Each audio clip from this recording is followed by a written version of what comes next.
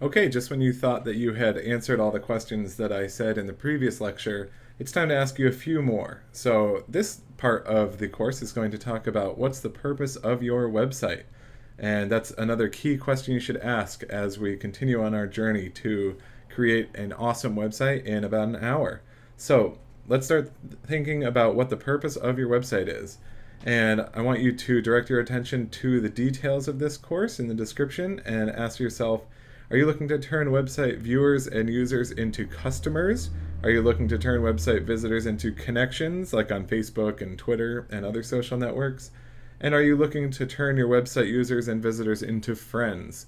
So I doubt you answered yes to all of those because you probably don't need customers and friends at the same time. So make sure you think about what is the most important goal of your website. So that's answering the question of what's the purpose of your website. Now I'm going to show you a few examples and to give you an idea. So these are just huge examples, obviously. Some of the biggest websites out there, like Amazon, for example. Let's say you want to create a website that turns website visitors and users into customers.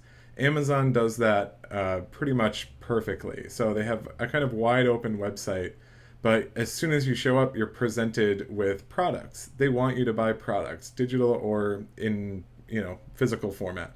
So they want you to buy as much as possible, and they make sure that you're aware that you can get the stuff sent to you really quickly. So they emphasize shipping. So that's a key thing that Amazon does to turn people into customers. They also have the reputation of, being Amazon at this point and can do whatever they want.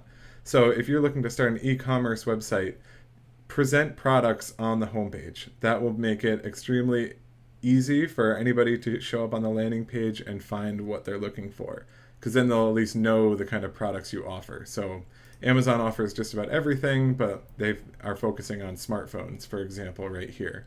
And I'm not signed in, so none of these things are tailored to me. These are just the default homepage items. Okay, now we're going to talk about making connections. Let's say you want to make a connection. What you can do is make your website a little more socially. So that's social-e. So you can make it look like Pinterest, for example, or Twitter or something like that, and really emphasize social media and sharing and stuff. So let's say that you have a product that you want to feature on your website or on your blog. Make sure you add in lots of big buttons, just like Pinterest has. For a pin it button, you could add a Facebook like button. Make things very obvious. Make sure all your sources are very obvious. Make sure you have the ability to add a comment to each thing. So if you want to showcase a crocheted Christmas hat like this, then make sure you have it very obvious that there's other things to do, and look for a design for your website that really focuses on social sharing. And finally, let's say you want to turn people into friends. Then you might want to make things look like Facebook a little bit. So let's say you want, to make some friends off of your Facebook page. Basically, you want to, show off that you can like, comment, or share just about anything, and you want your website to be pretty straightforward and show off all of the many things that people can do on your website. So those are just a few of the questions. I'm going to cancel out of these. And I also left up Apple here because they kind of are all three, to be honest. They sell products, so they want to turn you into a customer. And they also want to connect with you. So they have a lot of ways to connect, which may not be very obvious from the start. So basically, they want you to use their product and then use all these apps that you see, and that will form connections with their brand. So the more you use their apps, the more you connect with their brand, essentially. It's also a good way to think about making friends. So if you use all the social media apps, then it's a way to make friends.